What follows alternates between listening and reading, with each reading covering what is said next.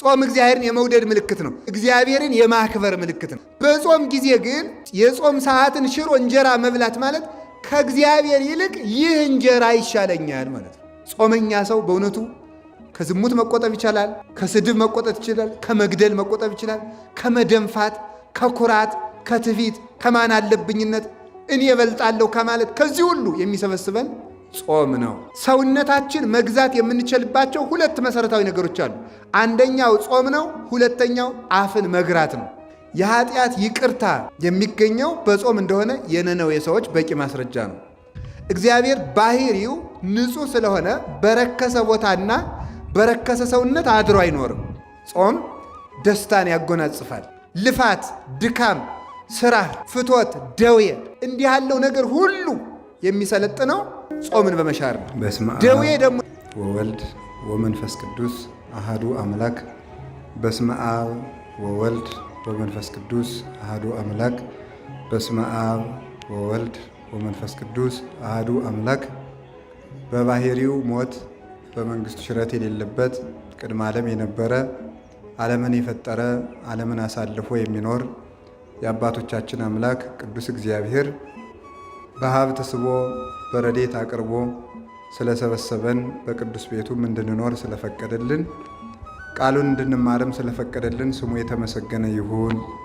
እናታችን ቅድስት ድንግል ማርያም ወላዲተ አምላክ፣ ቅዱስ መስቀሉ፣ ቅዱሳን መላእክት፣ ነቢያት፣ ሐዋርያት፣ ሰማዕታት፣ ደናግል፣ መነኮሳት፣ ቅዱሳን ሁሉ እግዚአብሔር ያከበረው ስማቸው የተመሰገነ ይሁን። በረከታቸው ይደርብን።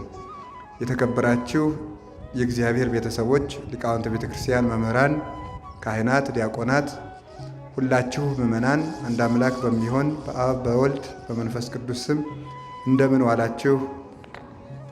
እንደምን ሰነበታችሁ? እንደምን አመሻችሁ? ቸሮ አምላካችን እግዚአብሔር እስከዚች ቀን ሰዓት ስላደረሰን ስሙ ይክበር ይመስገን። በመካከላችን ተገኝቶ እንዲያስተምረን እንዲመክረን ቅዱስ ፈቃዱ ይሁንልን። ጾም ምንድን ነው ከሚል እንጀምራለን። ጾም ምንድን ነው? የጾም ዘይቤያዊ ፍቹ ይኖራል። እንደገና ደግሞ ምስጢራዊ ወይም ግብራዊ ፍቺ አለው።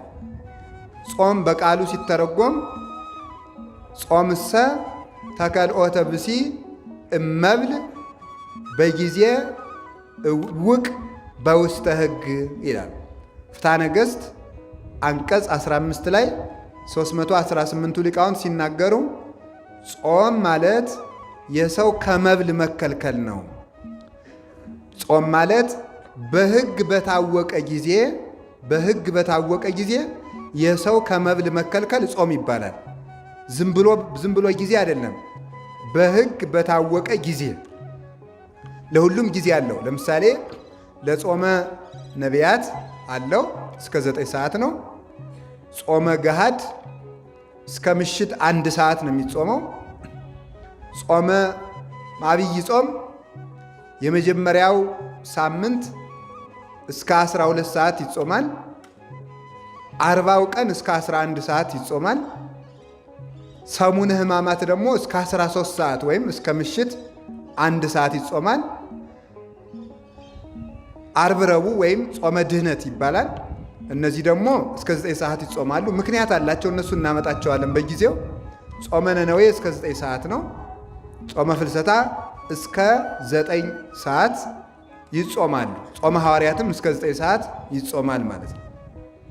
ይህንን ከአቅም በላይ የበለጠ የሆነ ደዌ የሌለበት ሰው በዚህ ሰዓት መብላት አይችልም። ቢታመምም አራስ ቢሆንም እንኳ ምን አይነት ሰው ነው ይህን ጾም መሻር የሚችለው? ምግብ መውሰድ አቁሞ ውሃ በጥጥ የሚወስድ ሰው ነው። ውሃ በጥጥ የሚወስድ ሰው ይህንን ጾም ሊሽር ይችላል። ያውም በኋላ ሲድን ቀኖና ይሰጠዋል። ያም እንኳ ቢሆን ማለት ነው። ከዳነ በኋላ በንስሐ አባቱ አማካኝነት ቀኖና ይሰጠዋል ማለት ነው። ስለዚህ ጾም ማለት ተከልኦተ ብሲ እመብል በጊዜ እውቅ በውስተ ሕግ። ጾም ማለት በሕግ በታዘዘ ትእዛዝ በታወቀ ጊዜ የሰው ከመብል መከልከል ነው። እንዘ ይትዔዘዝ ለዘሐገጎ ሕጉን ለሠራው ለእግዚአብሔር በመታዘዝ የሰው ከመብል መከልከል ጾም ይባላል። እንዘ ይትዔዘዝ ለዘሐገጎ ሕጉን ለሠራው ለእግዚአብሔር እየታዘዙ ከመብል መከልከል እሱ ምን ይባላል? ጾም ይባላል ማለት ነው። ለምንድን ነው እንዲህ ያለው? ለስርየተ ኃጢአት፣ ለኃጢአት ስርየትን ያገኝ ዘንድ ወለብዝሃ እሴት ብዙ ደስታንም ተመልከቱ ያገኝ ዘንድ ፈቂዶ ይኪያሁ ከመ ያድክም ኃይለ ፍትወት የፍትወት ኃይል ይደክም ዘንድ ድል ይነሳ ዘንድ ከመልከቱ የፍትወት ኃይል ድል ትነሳ ዘንድ ደመ ነፍስ ለሕያዊት ነፍስ ትገዛ ዘንድ የሰው ልጅ ከመብል ሲከለከል ጾም ይባላል። ተመልከቱ፣ ሰው ሲጾም እነዚህን አሁን ያልናቸውን ነገሮች ነው የሚያገኛቸው። ምንድን ነው የሚያገኘው ሲባል ስርየተ ኃጢአት ያገኛል። የኃጢአት ይቅርታን ያገኛል። ሰው ሲጾም ማለት ነው የኃጢአት ይቅርታን ያገኛል። ለምሳሌ ተመልከቱ፣ ቅዱስ ዳዊት የኃጢአት ይቅርታን ያገኘው በጾም ነው። ከመብል ተከልክሎ በገዛ እንባው ያበቀለው ሰርዶ ተብትቦ እስከሚይዘው ድረስ ከመሬት ላይ ወድቆ የጸለየበት ያንን ሰርዶ ጋሻ ጃግሬዎቹ መጥተው ሰርዶውን ቆርጠው እስከሚያወጡት ድረስ እያለቀሰ ቅዱስ ዳዊት ቢጾም የኃጢአት ይቅርታን ሰጥቶታል። እግዚአብሔር መንግሥቱን መልሶለታል። በምኑ? በጾሙ ምክንያት ማለት ነው። ስለዚህ ጾም የኃጢአት ይቅርታንና ስርየትን ያሰጣል። ሁላችሁ እንደምታውቁት ታሪኩን ለመድገም አይደለም፣ የኃጢአት ይቅርታ የሚገኘው በጾም እንደሆነ የነነዌ ሰዎች በቂ ማስረጃ ነው። ጠቅላላ በሀገሪቱ ላይ የታዘዘው ዕዳ ወይም መቅሰፍት የተመለሰው በጾም ምክንያት ነው። ይቅርታ አገኙ። ከልሂቅ እስከ ደቂቅ ከመኝታ ተከልክለው ጥጃ ከላም እንዳይጠባ እንኳን ከልክለው ሕፃን ልጅ የእናቱን ጡት እንዳይጠባ ከልክለው ቢጾሙ በሀገሪቱ ላይ ታዞ የነበረው መቅሰፍት ምን አገኘ? ይቅርታን አገኙ። ስርየትን ሰጣቸው እግዚአብሔር። እንዲያውም እኮ እግዚአብሔር ለነነዌ ሰዎች ያስነገረው ምንድን ነበረ? እስከ ነሰሉስ ዕለት ትትገፈታ አባይ ነነዌ አባይ ሀገር፣ ታላቂቱ ሀገር ነነዌ በ3 ቀን ትገለበጣለች ብሎ አዋጅ አስነገረ። እነዚህ ሰዎች ሲጾሙ የኃጢአት ይቅርታን ሰጥቶ እግዚአብሔር በእነሱ ላይ የላከው እሳት ዛፍ ላይ ወጥቶ ፍርዱ እንዳይታጎል ከዛፉ ላይ አርፎ ከዛፉ ጥቂት በልቶ ከመሬቱ በልቶ ጥቂት ተመልሷል። ሰዎቹን አገሪቱን ሳያቃጥል ማለት ነው። ስለዚህ ጾም የኃጢአት ይቅርታ ምንጭ ነው። ቅዱስ ባስልዮስ ዘቂሳርያ አንድን ሰው ለጠንቋይ የተገዛን ሰው በንስሐ ስርየት ያሰጠው 40 ቀን አጽሞ ነው። 40 ቀን አጽሞ ፍጹም ይቅርታ ያሰጠው ሰውየው እንግዲህ የአንድ ባሪያ ሆኖ ከአንድ ቤተ መንግሥት ገብቶ የንጉሱን ልጅ በምኞት ይመኛታል። እንደማይሳካለት አወቀ። የንጉሥ ልጅ ልዕልት ናት። በቤተ መንግሥት ለባርነት ተቀጥሮ ያለ ሰው የንጉሥን ልጅ እንዲያገባ አይፈቀድለትም። ስለዚህ እሱ ከአንድ ጣዖት አምላኪ ሂዶ የንጉሥ ልጅ ወድጄ ተቸግሬያለሁ፣ ምን ላድርግ ብሎ ያማክረዋል። ሂድና እግዚአብሔርን ክጃለሁ ብለህ ደብዳቤ ጽፈህ ሰይጣንን አመልካለሁ እግዚአብሔር ክጃለሁ ብለህ ጽፈህ ወደ ምዕራብ ዙረህ ከመቃብር አረሚ ወይም ከማያምን ሰው መቃብር ሂደህ ቁም አለ። ጥቁር ሰው መጥቶ ይቀበልሃል አለ። ከዚያ በላይ ያንን ጽፎ ክዶ ከመቃብር አረሚ ሂዶ ያን ደብዳቤ ይዞ ቆመ።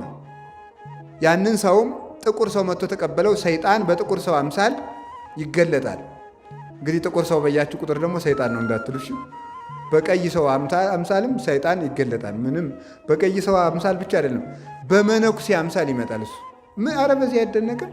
እስመ ሌሊሁ ሰይጣን ይትመሰል በመላከ ብርሃን፣ ሰይጣን በብርሃን መላክም ይመሰላል ብሎ ቅዱስ ጳውሎስ ነግሮን፣ በሚካኤልም ተመስሎ ይመጣ ይችላል። የመስቀሉን ብርሃነ መስቀሉን ወይም በትረ መስቀሉን አይዘውም እንጂ የሚካኤልን አክሊል አስመስሎ የሚካኤልን ክንፍ አስመስሎም ይመጣል ሰይጣን። ችግር የለበትም። ባይታውም ይመስላል እሱ። እግዚአብሔርንም እመስላለሁ ቢል ምን ያቅተዋል? እሱ ይመስላል እግዚአብሔር ነኝም ይላል። ክርስቶስን ተመስሎ እንደሚመጣ ተጽፏል። ስለዚህ ተቀበለው። ከዚህ በኋላ ያ ሰይጣን በዚያች ሴት ልብ የዚያን ሰውዬ የዚያን ባሪያ ፍቅር በልቡናዋ አሳደረባት። ሲገባ ደረቱን ሲወጣ ባቱን እየተመለከተች በሐፀ ዝሙት ተነደፈች፣ በዝሙት ቀስት ተወጋች ይላል። ከዚህ በኋላ ዘለሽ ውደቂበት አሰኛት።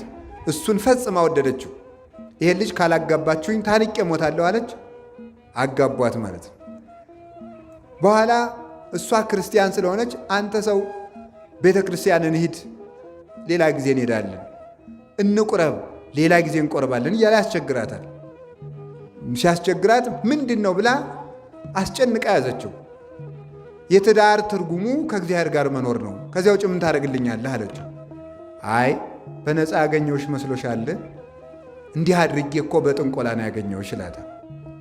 ነው እንግዲያማ ባስልዮስ የሚባል ታላቅ መምህር አለ አይደለ? ከሱ እንሂድ ሄደ። ከዚህ በኋላ ምን አደረገ? ከትልቅ ጉድጓድ ከትልቅ ገደል ውስጥ ቀስ አድርጎ እዚያች የምታመጣልኝ ቃል አለ ሂድ ማውረድ ብሎ በመሰላል አውርዶ መሰላሉን አነሳ እና 40 ቀን ገደል ውስጥ ጣለው። ትንሽ የሚበላት ነገር በሰርክ በዚህ ሰዓት እየሰጠ ማለት ምን አደረገ? በኋላ ሲጾም በ12ኛው ቀን ሲሄድ አጋንንት እየደበደቡኝ ነው፣ እንዴት ሆነህ አደርክ ሰነበትክ ሲለው አይ በከላይ ሆኖ በድንጋይ እየደበደቡኝ ነው። እንደገና ደግሞ በሌላኛው ጊዜ ሲሄድ አሁን እንኳን ራቅ ብዬ ድምፃቸውን እሰማለሁ።